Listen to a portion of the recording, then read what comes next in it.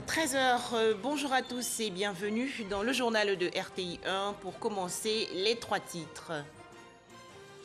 En Côte d'Ivoire, l'appel lancé par le garde des Sceaux, ministre de la Justice et des Droits de l'Homme, Sansan Kambilé, invite les populations de Bouna, dans le nord-est, à cultiver la paix.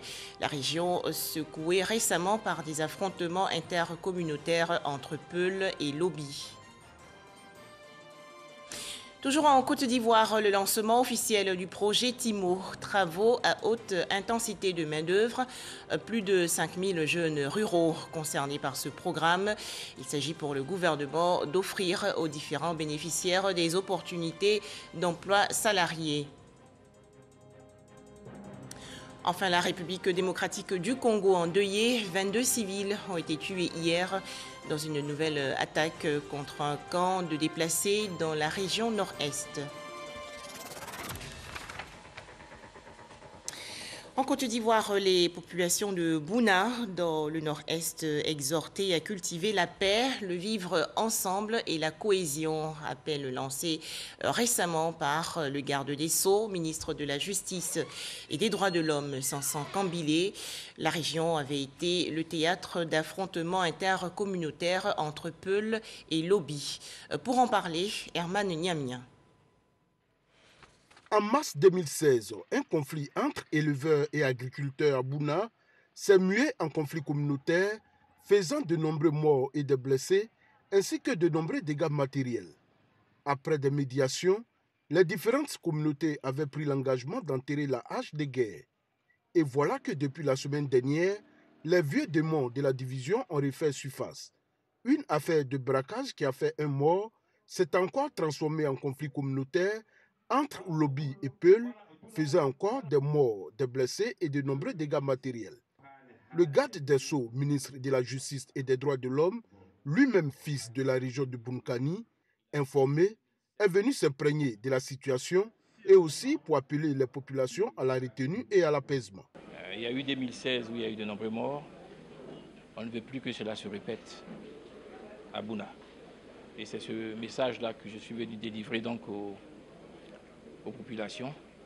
Demander à la communauté Lobi de ne pas se rendre justice en cas de dommage et demander à la communauté Peul de vraiment s'approcher des autres communautés avec qui elle est amenée à vivre et surtout d'éviter qu'on en arrive à la situation qu'on a commencé à connaître. Les communautés Lobi et Peul qu'il a rencontrées séparément ont encore pris l'engagement de mettre fin au conflit. Monsieur le ministre, croyez-nous, nous sommes et demeurons une communauté éprise de paix et très sociable, engagée pour la cohésion et le vivre ensemble.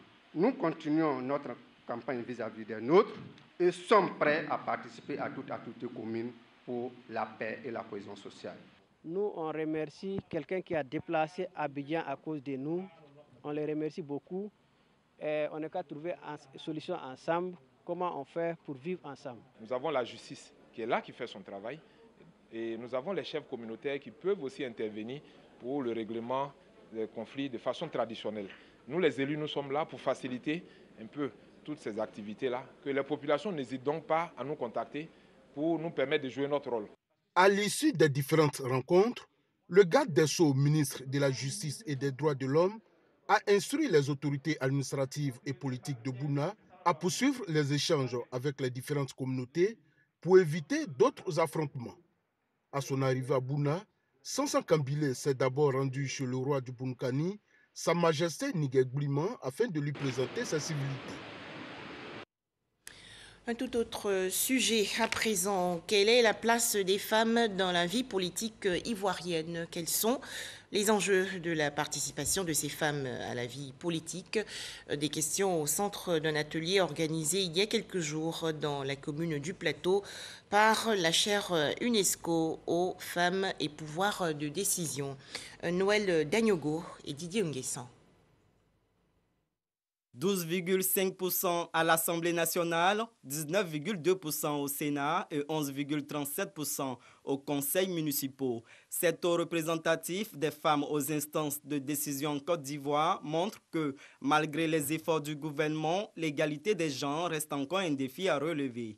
Pour corriger cette inégalité, la chaire UNESCO Eaux, Femmes et Pouvoir de décision initie un forum d'échange sur le leadership et la participation des femmes et des jeunes à la vie politique en vue d'améliorer leur rôle dans la conduite des affaires publiques et privées. Les femmes ont de la peine à prendre un envol au sein de leur parti. Or, ce sont les positions dans les partis qui vous confèrent des responsabilités politiques et même voire des responsabilités administratives. À partir de ces informations, trouver des démarches et des stratégies pour renforcer les femmes à l'intérieur de leur parti politique pour leur donner plus de place. Associer les femmes ainsi que les jeunes à la vie politique et au pouvoir de décision afin de renforcer leur visibilité pour accéder au développement durable. L'apport des femmes et des jeunes devrait pouvoir insuffler une autre vision de faire la politique. Faire la politique autrement, faire la politique de proximité afin de recueillir les vrais besoins des populations. La Côte d'Ivoire a pris la loi 2019-870 instaurant un quota d'au moins 30% de femmes aux assemblées élues pour accélérer le processus visant la grande participation des femmes. Conscient donc que la croissance économique passe nécessairement par la pleine participation des hommes et des femmes, des jeunes, dans toutes les sphères de décision, cet atelier devrait contribuer à mettre en place des stratégies pour favoriser la collaboration entre les jeunes et les femmes en vue de leur meilleure participation au processus politique et à la consolidation de la paix. Pour lever les obstacles à une plus grande participation politique des femmes et des jeunes, la chaire UNESCO aux femmes et pouvoir de décision recommande de les former au leadership. San Pedro, dans la région sud-ouest du pays, accueille aujourd'hui les états généraux décentralisés de l'éducation nationale et de l'alphabétisation. Objectif, trouver des solutions innovantes et consensuelles aux problèmes qui minent l'école ivoirienne. Les acteurs du système éducatif du district du Bassa-Sandra vont ainsi relever leurs différentes difficultés. Alors, quelles sont les difficultés rencontrées par les acteurs du système éducatif du district du Bassa-Sandra? Écoutons cette intervention. Quelles sont les spécificités du système en termes de force et de faiblesse? Qu'est-ce que le district peut exporter vers d'autres districts? Mais également, quels sont les domaines où le district a besoin d'importer des expériences?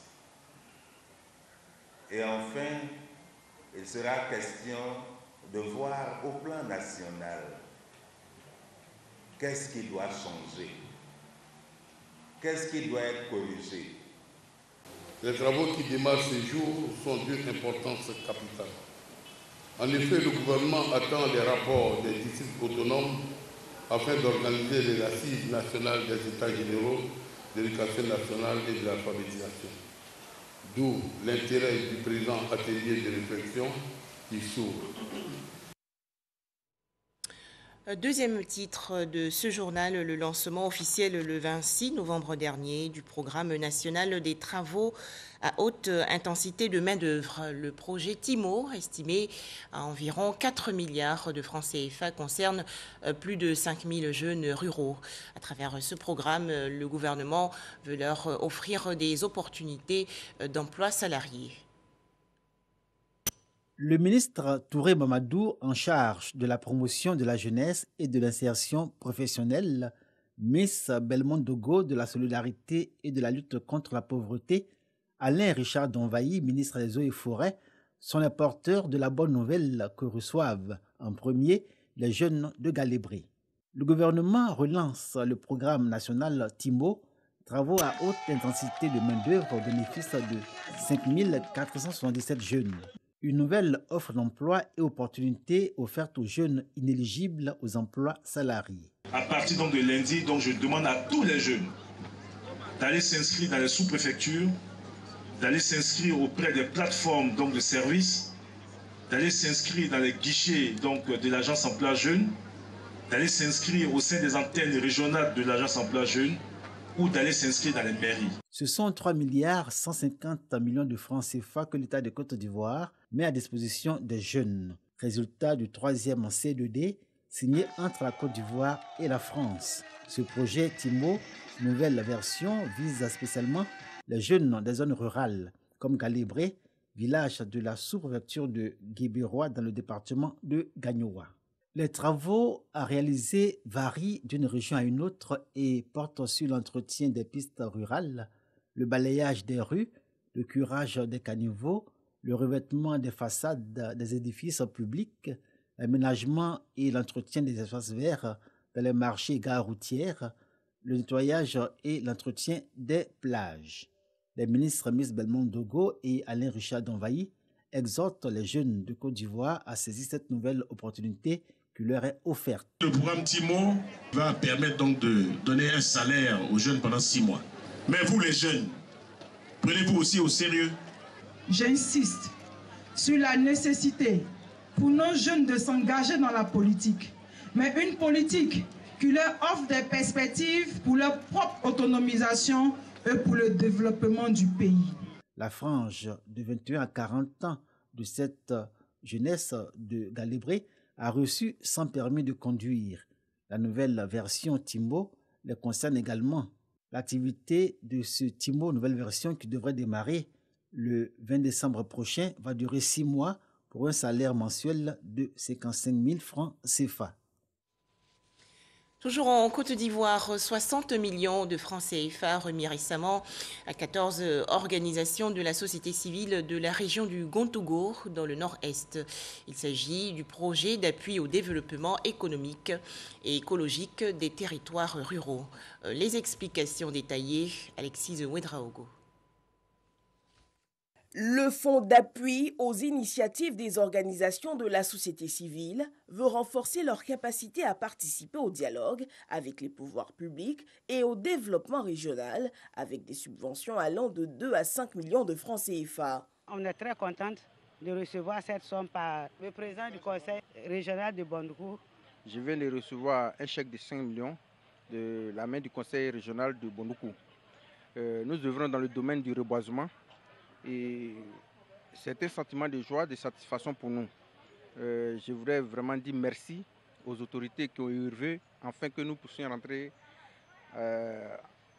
en possession de ce fonds-là. Pour le président du conseil régional, ce fonds va surtout contribuer à apaiser le climat social avec des actions sur le terrain. L'argent qu'on vient de leur remettre, la plus petite somme, c'est autour de 3 500 000. Donc si les gens savent utiliser ces sommes-là, il y aura d'abord un impact sur la base de la société, mais ça permettra également à ces organisations-là de faire mieux à l'avenir. Nous sommes à la disposition de nos parents jour et nuit pour mener ce combat, le combat du développement de notre région et du bien-être de nos parents. Le projet Écoterre concerne 8 régions du pays dans le Gontougo et est financé par l'Agence française de développement à hauteur de 22 milliards de francs CFA. Notons qu'en septembre 2021, le conseil régional du Gontougo avait initié un atelier de formation à Bondoukou, Tanda et Koufao en vue d'expliquer des textes de loi, toujours dans le cadre du projet Écoterre. Attention, le coronavirus est toujours présent, alors faisons-nous vacciner et surtout respectons les gestes barrières.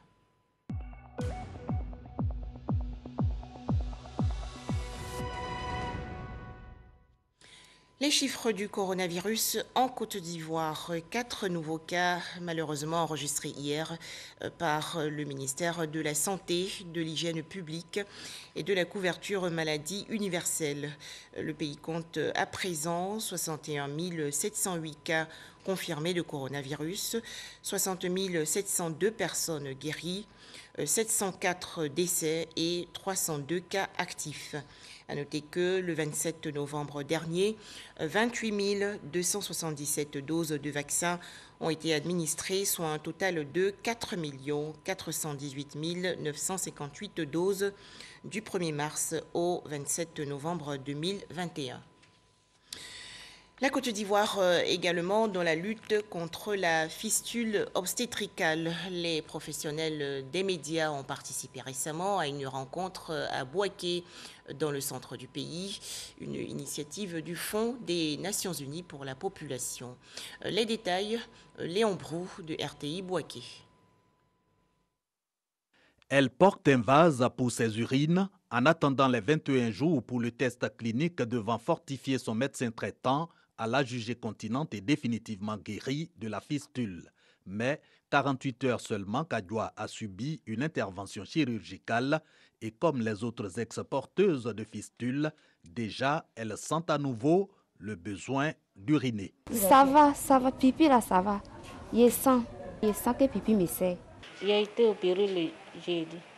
Maintenant, quand il y a envie de faire pipi, je sens en bas. Je pense que c'est fini. Elles sont 18 ex-porteuses de fistules opérées au CHU de Bouaké, une prise en charge gratuite dans le cadre de la deuxième caravane pour apporter la riposte de l'UNFPA et de la COICA à cette maladie dite de la honte. 12 cas jugés compliqués n'ont pu être traités sur place. Pour cette caravane, nous avons reçu au total 30 malades. On a opéré 18 malades.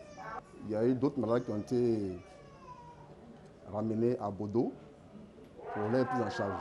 Dans notre localité, présentement, nous arrivons à intervenir au niveau de 31 cas par mois ou bien 40 cas par mois, ce qui veut dire que le cas vraiment n'est pas réduisant. Donc, il faut continuer de sensibiliser. Encore des fistules malgré les efforts du corps médical et des partenaires au développement. Il faille donc associer les acteurs des médias à la riposte, d'où ce renforcement des capacités de ceux de Bouaké.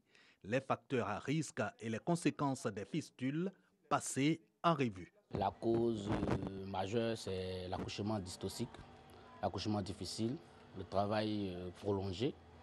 Et aussi, il y a les causes qui sont des causes secondaires, c'est-à-dire que les grossesses précoces. Les malades se cachent parce qu'elles sont rejetées par la communauté et elles ne se présentent pas souvent. Nous avons pris la décision de renforcer les capacités des hommes de médias, des prestataires de santé, d'informer la jeunesse, les étudiants en médecine et tous les auditeurs de l'INFAS sur les fistules obstétricales pour que l'information aille jusque dans les plus petits hameaux. 0 cas de fistule à l'horizon 2030. Le combat est donc relancé, une fois encore, dans un partenariat média, Fonds des Nations Unies pour la population et Agence coréenne de coopération internationale. Des festivités à Boisseau dans la région sud-est du pays. Les étudiants de la 11e promotion de l'antenne de l'Institut national de formation des agents de santé, INFAS, ont prêté serment il y a quelques jours lors d'une cérémonie de remise de diplôme. Ils ont été exhortés à cultiver l'excellence et la discipline dans l'exercice de leurs fonctions. Pour en parler, Jean Djadji. 400 étudiants de l'INFAS d'Aboisseau prêtent serment. Baptisés Aka Awele, ces membres de la 11e promotion sortante promettent professionnalisme et humanisme aux populations dans l'exercice de leurs fonctions. Cette cérémonie a été aussi marquée par celle du port de la blouse à 753 étudiants de la première année de la 14e promotion. La double célébration dans la région traduit à la lettre la politique sociale du chef de l'État qui fait de la santé des populations une priorité. La promotion à Kaolé qui va aller apporter du sang neuf avec les qualités de leurs parrains au corps médical. Ensuite, je suis honoré moi-même d'être le parrain de cette nouvelle promotion qui rentre, qui elle aussi va suivre son parcours de 3 ans, s'imprégner de nos valeurs et ensuite aller agrandir le corps professoral afin de traduire en réalité le vœu si cher au président de la République qui est de faire de la santé un service accessible à tous. Quand vous avez une population, vous avez des agents de santé bien formés, compétents, qui délivrent des soins de qualité, vous aurez une population qui est en bonne santé. Vous lui donnerez n'importe quel type d'activité. L'antenne de l'Institut national de formation des agents de santé a été créée sous l'impulsion du Conseil général du Sud Comoé, dirigé par le docteur Eugène Aka Awele. Glasgow, en Écosse, a accueilli du 1er au 13 novembre dernier les travaux de la 26e conférence des parties des Nations Unies sur le changement climatique. La Côte d'Ivoire était bien entendu représentée par son ministère de l'Environnement et du Développement durable. Ce département ministériel a donc fait récemment le bilan de sa participation. Les explications, Grace Kando. Les 197 pays signataires à la Convention cadre des Nations Unies sur les changements climatiques, dont la Côte d'Ivoire, se sont retrouvés à Glasgow en Écosse dans le cadre de la 26e conférence des parties sur les changements climatiques COP26. Au thème de ce rendez-vous mondial sur le climat, le chef de la délégation ivoirienne a dressé un bilan de la participation de la Côte d'Ivoire au sujet des négociations. L'opérationnalisation de l'article 6 relatif au mécanisme des marchés. Cet article 6 traite des échanges d'émissions de gaz à effet de serre entre tous les États et propose un prélèvement dans ce marché d'émissions de gaz à effet de serre afin d'approvisionner le fonds d'adaptation. Cependant, les pays développés tardent à adhérer à cet article car cette disposition n'apparaît pas explicitement dans l'accord de Paris. Face à cette situation, la Côte d'Ivoire s'aligne sur la position du groupe africain afin que le prélèvement sur les crédits carbone soit effectué et qu'un système de suivi et d'évaluation permette de garantir l'intégrité environnementale. À cette COP26, la Côte d'Ivoire a également présenté ses nouveaux engagements en matière de lutte contre la pollution. La Côte d'Ivoire a finalisé la révision de ses contributions, passant donc d'une ambition de 28,25% de réduction des gaz à effet de serre et une nouvelle ambition inconditionnelle de réduction de 30,41% à l'horizon 2030. Donc cette nouvelle ambition représente un abattement de 37 millions de tonnes à l'horizon 2030 contre 9 millions de tonnes affichées dans la CDN de 2015, démontrant ainsi un rehaussement de 4 fois de notre ambition initiale. La COP27 aura lieu en Égypte, mais avant, la Côte d'Ivoire s'apprête à abriter la COP15 qui aura lieu en mai 2022. Elle portera sur la désertification et la dégradation des terres. Un tout autre sujet à présent, les seniors célébrés récemment à Vavois, dans la région centre-ouest du pays, lors de la journée internationale pour les personnes âgées. L'occasion pour le ministère de l'Emploi et de la Protection sociale de faire le bilan des actions en faveur du bien-être des seniors. Soro Corona de RTI Bouaké. La question du vieillissement de la population dans les pays en développement est une problématique majeure. Les personnes âgées sont confrontées à des difficultés pour leur épanouissement. L'isolement et la précarité constituent des défis à relever pour les gouvernants. Les gens vivent difficilement et surtout ils se sentent difficilement. Quand tu as plus de 60 ans déjà, chaque jour que Dieu fait, tu as des bobos. Les politiques de protection sociale pour améliorer les conditions de vie des personnes du troisième âge sont des priorités du gouvernement. La JIPA, Journée internationale des personnes âgées, est donc la tribune idéale pour dresser le bilan et dégager les perspectives des politiques pour la prise en charge des seniors. Le ministre de l'Emploi et de la Protection sociale, Adama Kamara, a célébré la 31e édition de la JIPA à Vavois. Cette célébration annuelle des aînés par notre pays marque la reconnaissance de toute la population de Côte d'Ivoire à nos braves et vaillants seniors, dignes bâtisseurs de la Côte d'Ivoire moderne. La couverture maladie universelle, le régime complémentaire de retraite et celui du travailleur indépendant, autant des régimes pour la protection sociale de la personne âgée.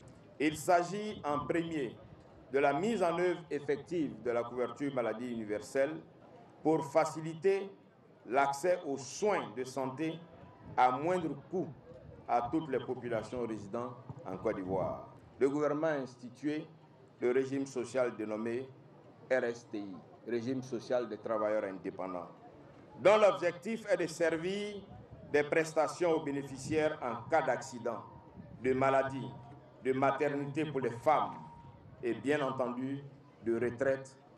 Permettez-moi de saisir cette heureuse opportunité pour sensibiliser les fonctionnaires et agents de l'État en activité à adhérer massivement à la complémentaire qui a été mise en place afin de leur permettre de vivre une retraite agréable et paisible. À Vavois, les seniors œuvrant dans le social, la cohésion, la paix, l'économie, la culture et l'agriculture sont honorés par le ministre Adama Kamara. Un don de vivre et non-vivre d'une valeur de 20 millions de francs CFA remis aux différentes associations des personnes âgées de la localité. Dans l'actualité nationale également, les nouvelles offres de la Caisse nationale de prévoyance sociale, la CNPS, présentées à ses différents partenaires. Les précisions dans ce reportage de Sam Conan. Boiseau Diabo Dominique, anciennement agent à la police municipale de San Pedro, est aujourd'hui paralysé des membres inférieurs, suite à un grave accident du travail. La CNPS a décidé de lui rendre une visite. Il ne m'a jamais parlé de la CNPS. C'est le jour où il a eu son accident, c'est le lendemain. On nous a envoyés sur Abidjan et 10 jours après, on nous a envoyés à la clinique. Et c'est de là que j'ai connu la CNPS. Franchement, je n'ai même pas enlevé 5 francs. Il a fait quelque chose de 10 millions à la clinique. 5 francs, on n'a pas enlevé jusqu'à aujourd'hui. En cas de déclaration des salariés à la CNPS, auprès de la CNPS, en cas de sinistre, les personnes sont prises en charge. Donc c'est un exemple palpable qui est là. J'invite donc les employés de la région à immatriculer leurs salariés auprès de la CNPS. D'ailleurs, une campagne de sensibilisation de proximité a été initiée à l'occasion de la semaine dite Semaine de l'excellence. Et dans la soirée, les meilleurs partenaires qui déclarent régulièrement leurs travailleurs et les meilleurs agents CNPS ainsi que le corps préfectoral ont reçu des prix d'excellence à CNPS. À San Pedro, nous avons en ce moment 1371 employeurs qui cotisent à la CNPS pour 48 700 travailleurs. Nous avons environ plus de 4000 entreprises qui sont à San Pedro. Les 2000 restantes cotisent en principe à Abidjan. Mais il faut le dire, il y a certains qui sont encore dans le noir que nous n'avons pas encore trouvé, mais qui ne cotisent pas. C'est le lieu de les inviter. L'agence CNPS de San Pedro a enregistré plus de 6 milliards de francs CFA de cotisations en 2020. Meilleure structure déconcentrée 2019-2020 et son directeur désigné meilleur top manager. Au chapitre culture, le lancement il y a quelques jours de la 2e édition du Naï Festival à Tout-le-Pleu dans l'ouest du pays. Thème retenu, le palmier à huile et le raffia dans la vie quotidienne du Naï. Pratique, résilience et cohésion sociale. Loïs Trierou et Isaïo. Ville cosmopolite de plus de 50 000 habitants, avec plusieurs atouts culturels et touristiques, Tout-le-Pleu, localité située à l'ouest du pays, accueille la 2e édition du Naï Festival. Cette manifestation vise à mettre en exergue son riche patrimoine culturel. Il y avait un vide qui a été constaté et ce vide qui n'est autre que l'inexistence d'un motif réel de rassemblement festif culturel de tous les fils, de toutes les filles de notre département. Notre volonté, c'est de rassembler tous les enfants de Tout-le-Pleu. La première édition, qui a réuni plus de 2000 festivaliers, a permis aux opérateurs économiques de Tout-le-Pleu de faire de bonnes affaires. Les retombées économiques sont énormes. Ce festival a apporté d'abord de la gaieté dans le cœur des gens. C'est une très grosse satisfaction pour moi de traiter nos parents par un outil qui est à la fois un outil de réjouissance, mais en même temps un outil de développement. L'innovation cette année est le brassage de la modernité et de la tradition. 3500 festivaliers sont attendus pour ce festival, prévu au mois de décembre prochain. Religion, la célébration de la fête des moissons par l'Église du christianisme céleste. Cette 41e fête des moissons s'est déroulée hier à la paroisse mère Saint-Raphaël dans la commune de Port-Bouët. Patricia Etia. Dans le monde entier, les chrétiens célestes organisent un grand rassemblement annuel dénommé Fête des moissons. Ici en Côte d'Ivoire, ils ont tenu leur 41e édition à la paroisse mère Saint-Raphaël de Port-Bouët en présence de plusieurs autorités locales, religieuses et politiques. Adoration et louanges ont meublé cette célébration pour la consolidation de la paix. Pour les dignitaires de ce regroupement religieux, l'objectif premier de la célébration est d'obéir à un ordre divin, car cette célébration vient de Dieu et c'est d'ailleurs une injonction du Créateur. C'est l'un des moyens que Dieu utilise pour tester la fidélité de son peuple. La paix est là quand on connaît Dieu. Et c'est là notre message. Et notre Église fait l'effort pour être la sentinelle de ce pays à travers les cérémonies que nous faisons. Toujours selon le révérend pasteur national Edier Moublin Jacob, la fête de la moisson est une cérémonie qui a lieu après les récoltes. Célébrée dans le monde entier, cette fête, selon les préceptes bibliques, occupe une place importante dans la vie des églises évangéliques. En image, l'actualité hors de chez nous. 22 civils tués hier dans une nouvelle attaque contre un camp de déplacés de Ivo, en Ituri, dans la région nord-est de la République démocratique du Congo. À noter que cette offensive a eu lieu moins d'une semaine après une tuerie similaire ayant fait 29 morts sur un site voisin. Enfin, qui sera sacré aujourd'hui Ballon d'Or 2021? La cérémonie de remise du trophée du meilleur joueur de football 2021 va donc se dérouler ce soir au Théâtre du Châtelet à Paris, la capitale française. Voilà, merci de nous avoir suivis.